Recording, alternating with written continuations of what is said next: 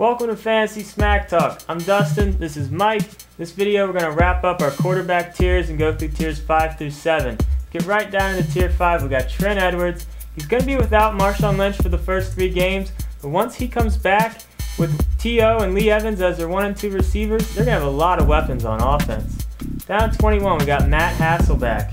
You know, he had an awful 08 season, but if he can bounce back and get anywhere close to his 07 numbers, he could be a steal in the later rounds. Then we got Jason Campbell. You know, the Redskins didn't really do anything to improve their offense, so we really don't see why Campbell's numbers are going to improve either.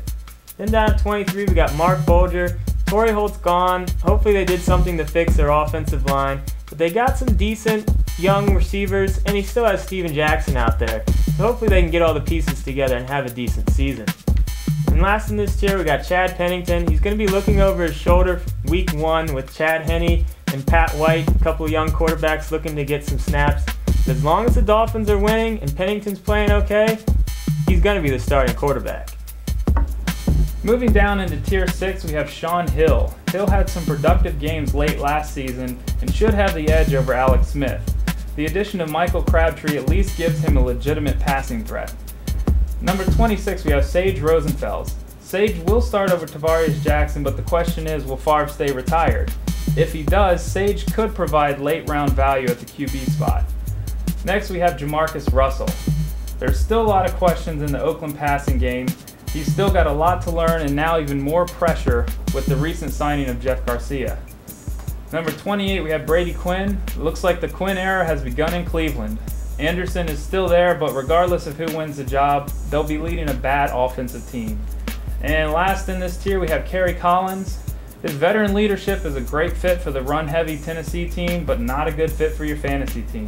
Vince Young is still lurking on the bench, but neither of these guys will offer much fantasy value.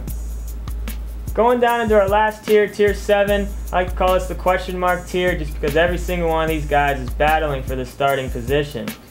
Now you shouldn't be looking in this tier unless you have a really big league or you start 2 quarterbacks in your league.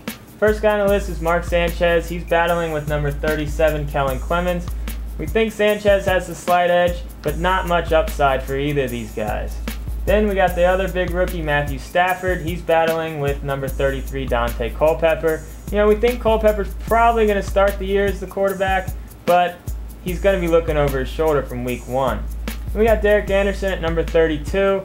Awful 08 season. He's going to have a small miracle in training camp, we think, for him to take over the job. So don't really expect much out of Anderson this year.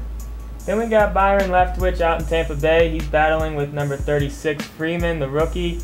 You know, again, not really sure who's going to win this job, but it really doesn't matter. They're not going to put up that great of fantasy numbers, but keep an eye on it during training camp.